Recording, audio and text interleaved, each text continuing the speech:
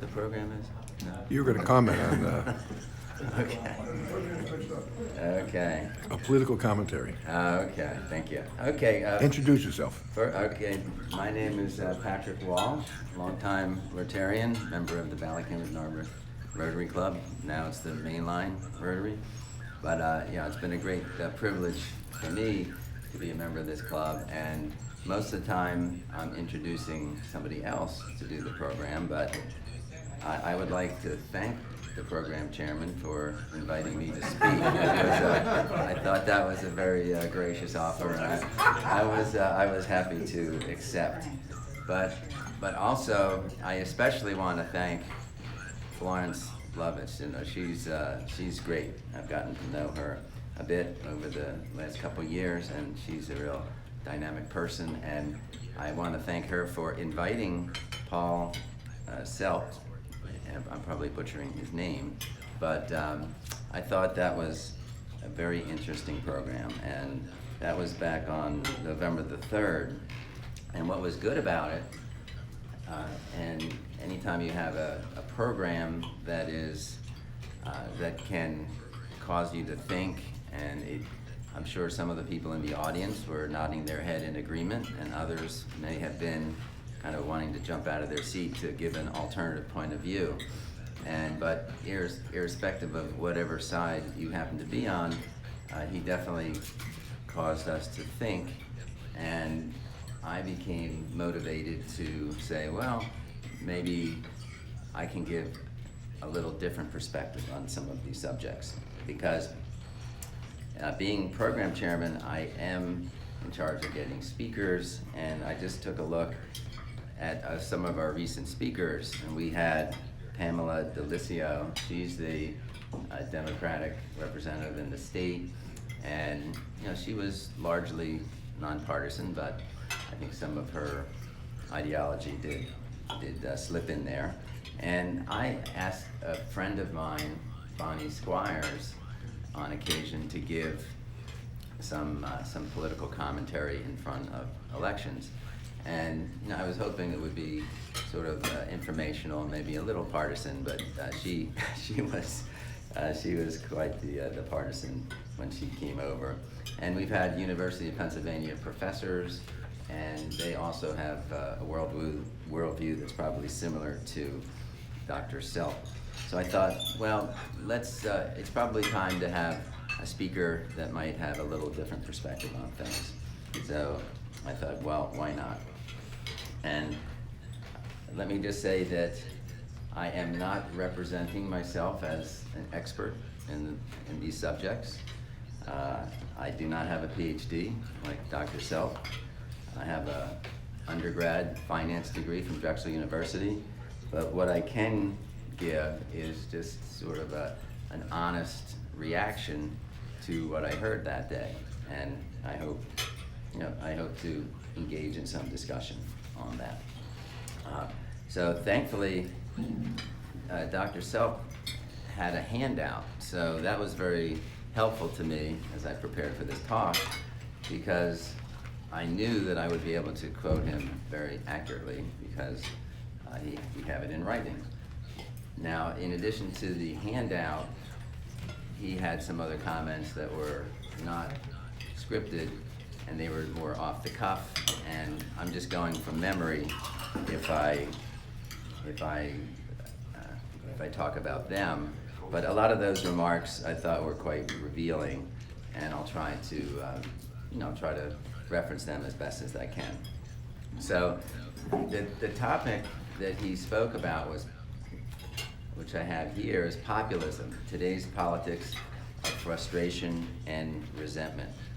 And it was clear that he was extremely critical of populists, and he described them as people that were mistrusting the establishment, and he suggested that the populists felt that the establishment, the elites, were corrupting the system, and these elites would include mainstream media, election officials, politicians, intelligence services, which presumably would be FBI and CIA, and there were other elite institutions that he referenced.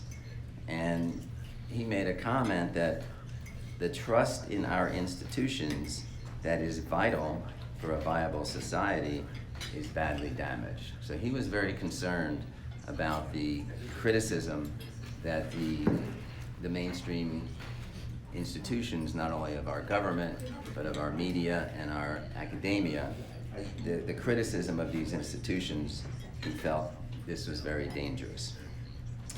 And he had a phrase that really stood out to me. He said, populism is a toxic ideology. So that's, that was really damning in terms of how he felt about this particular ideology.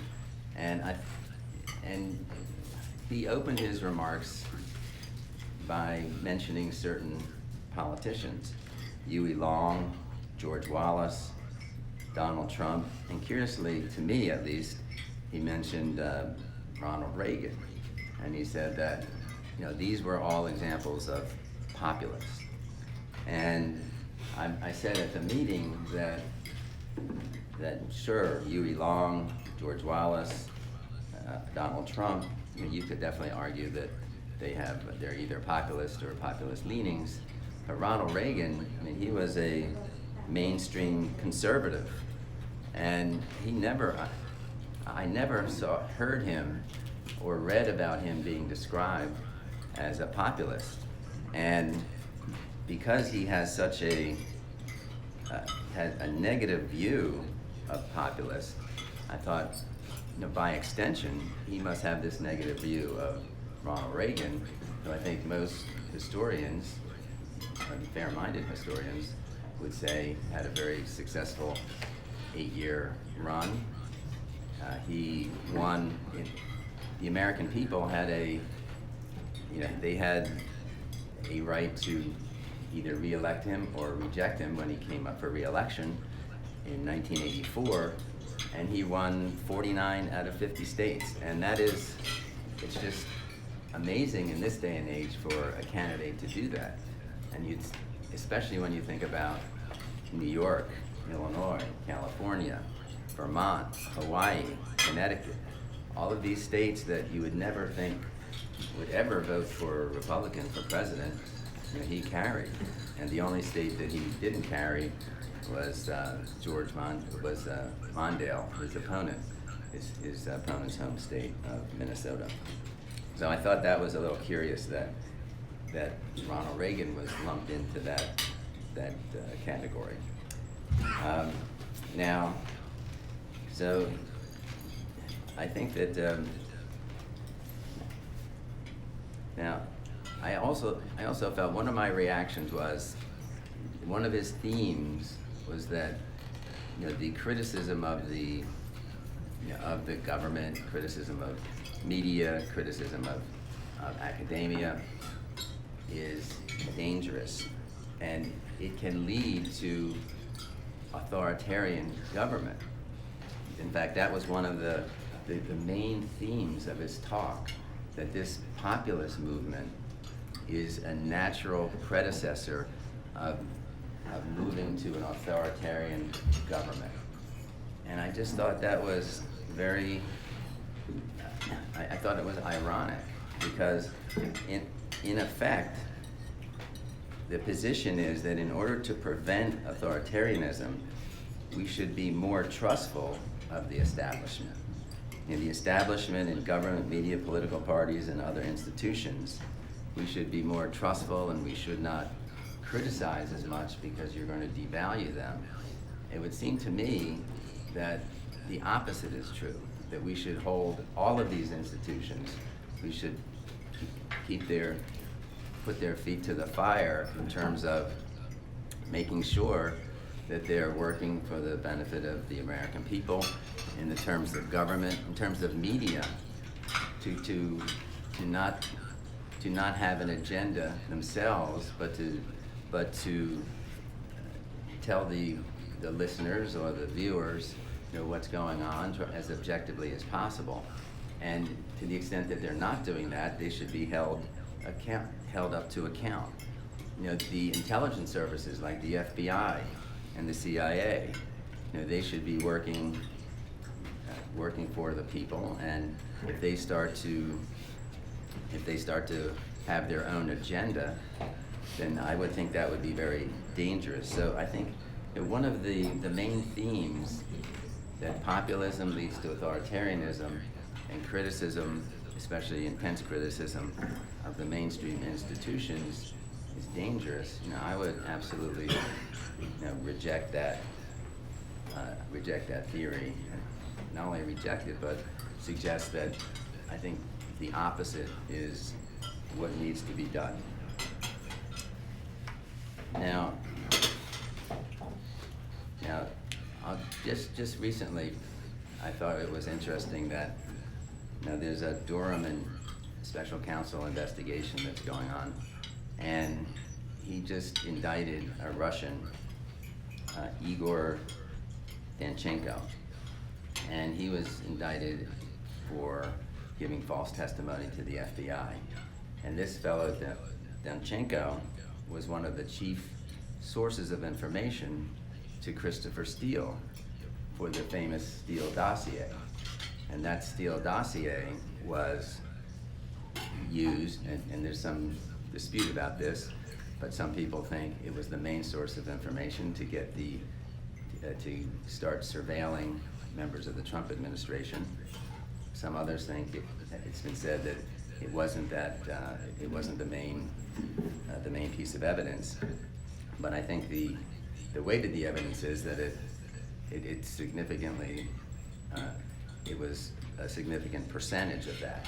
And so the irony to me is that it turns out that where was Danchenko getting his information?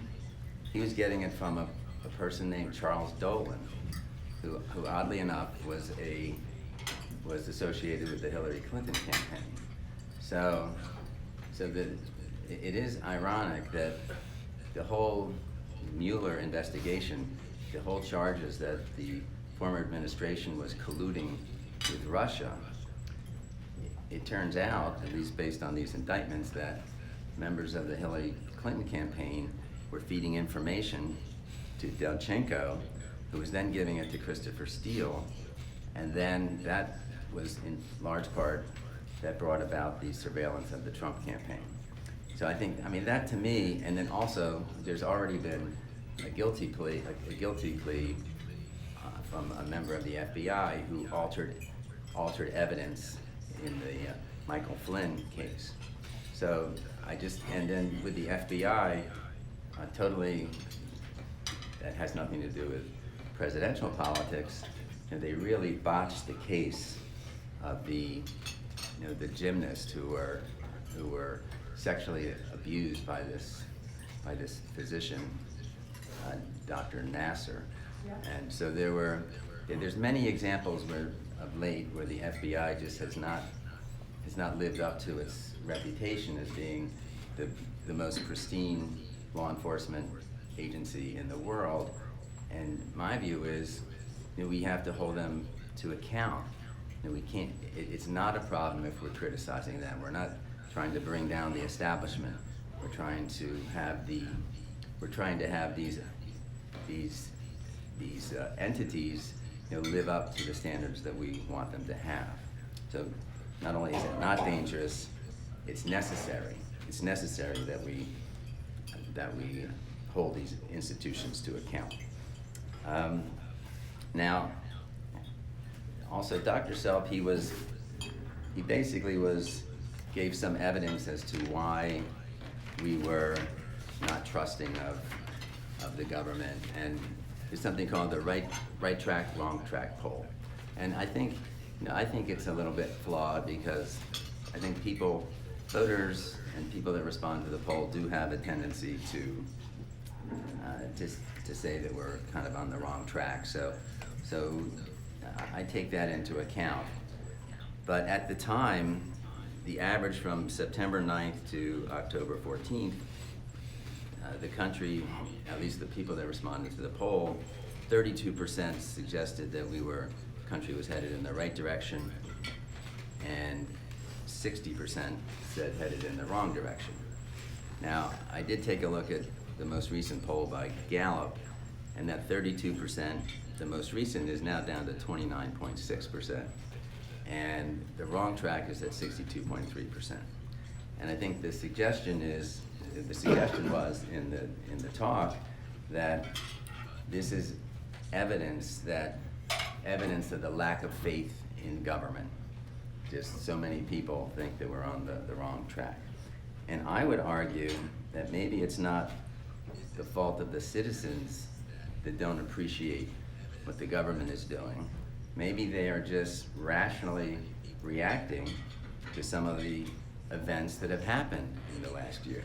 I mean, I don't think anybody could say that the way that we withdrew from Afghanistan was well done. I mean, I think there was definitely a consensus that it was time that we leave, but a lot of the assurances that we were given, like that there would be no Americans would be left behind at the time of our withdrawal. We would get everybody out before we withdrew, and that was an assurance that was given, and that did not happen. Also, the president said that all of the generals agreed that we should be withdrawing, and that we should withdraw completely.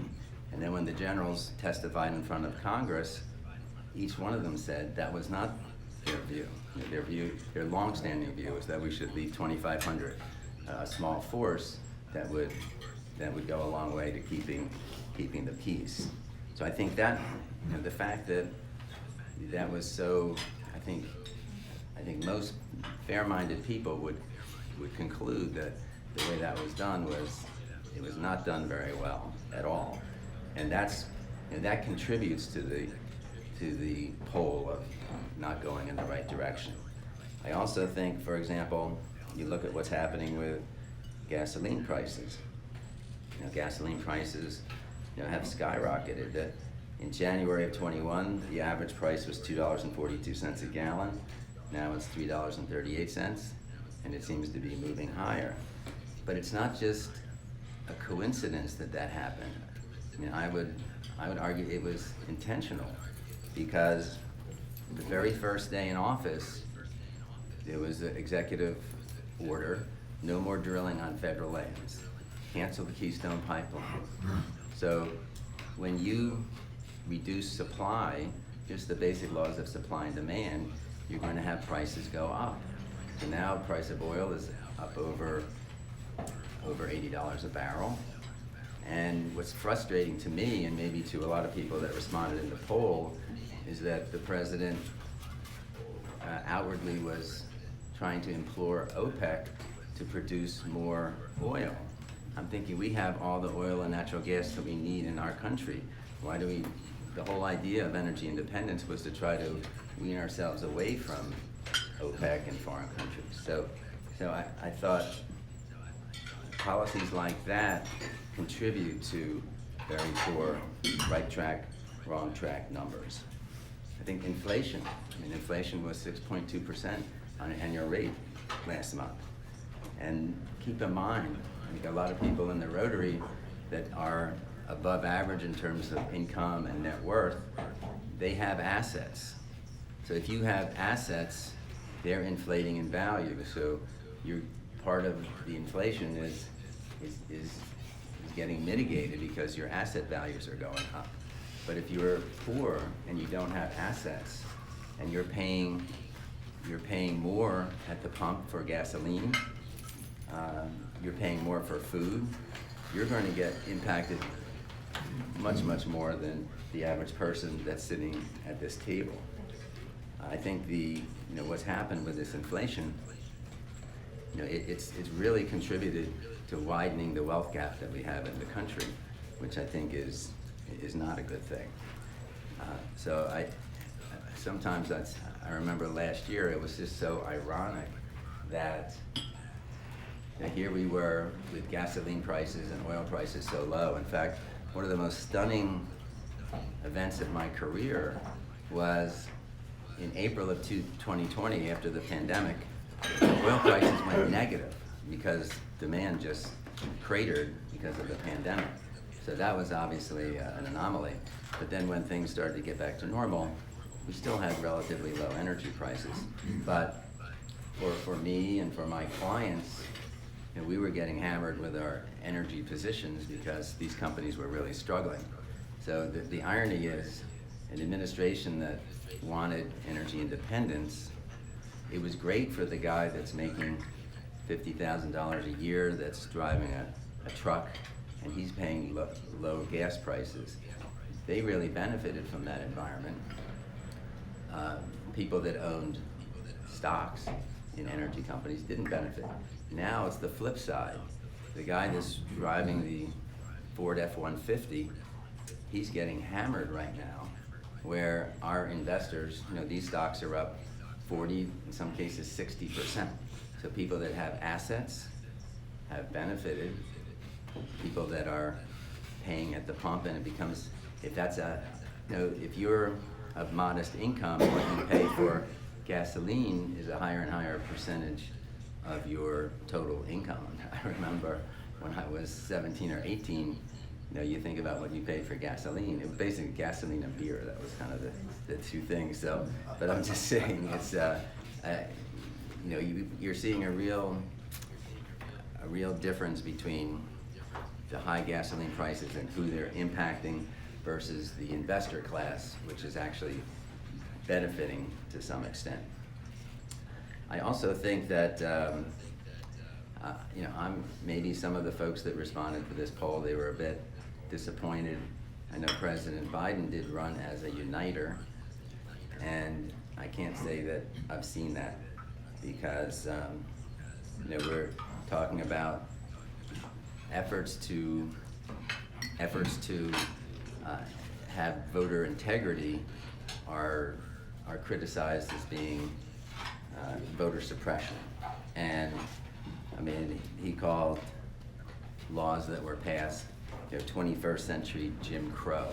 So I think that's really hyperbole, in my view. I think there's legitimate concerns about voter integrity, and there were efforts to address it.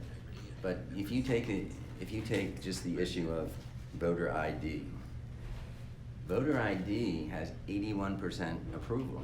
I mean, most people that fly a plane, that take out, you know, just sign up for a credit card, they understand that you need to prove what you are. And because the right to vote is sacred, and to be asked to provide an ID if you're voting, it has nothing to do with race. Now, anybody that suggests that one race is less capable of getting an ID, I mean, to me, that sounds a little bit racist, that, oh, this race is not capable of getting an ID. I would never subscribe to that theory. We're all capable of getting ID. So I think a lot of people are getting just a little, they're starting to bristle a bit at the accusations of racism, because in many cases, and I think in most cases, they're just not well founded.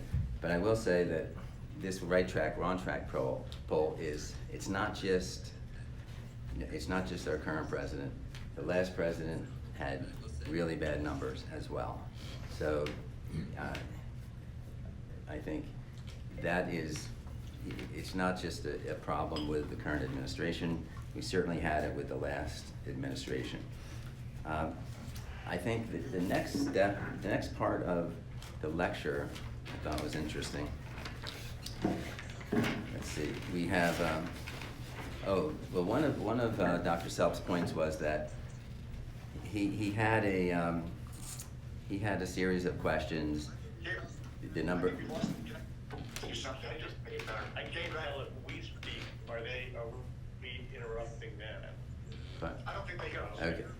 okay, I can hear you. We can hear you. I can hear you, Ken. Things that are provocative. Don't say anything nasty. In a bunch of different ways, so Okay. yes, I would like to hear. Okay, so, Looks like we lost them. okay, we can hear you. So I let's, think it's the Wi-Fi. oh, wow. Wow, it's 25 If after. they can't approve it, that's a problem. He's on mute now, so he advice to be talking, you just can't. Okay, gosh, I see we only have 5 minutes to go. Yeah. And unfortunately, I didn't pace my my talk particularly effectively, but I don't know if anyone is more tech than me. I think there's a way to do a Wi-Fi extender, which would allow a little bit better Wait, Wi-Fi. can you turn that, could you disconnect it? But I so don't we know can how to do finish? that. Just disconnect it, they don't know what's going on. okay. So let me just, in the few minutes I have left, let me just say that when in describing populist conservatives versus populist liberals, while he was somewhat critical of both, he saved his most severe criticism to the populist conservatives. In fact, he said many are racist, nativist, anti-Semitic, and misogynist, and which remind me of a quote that might be familiar to you.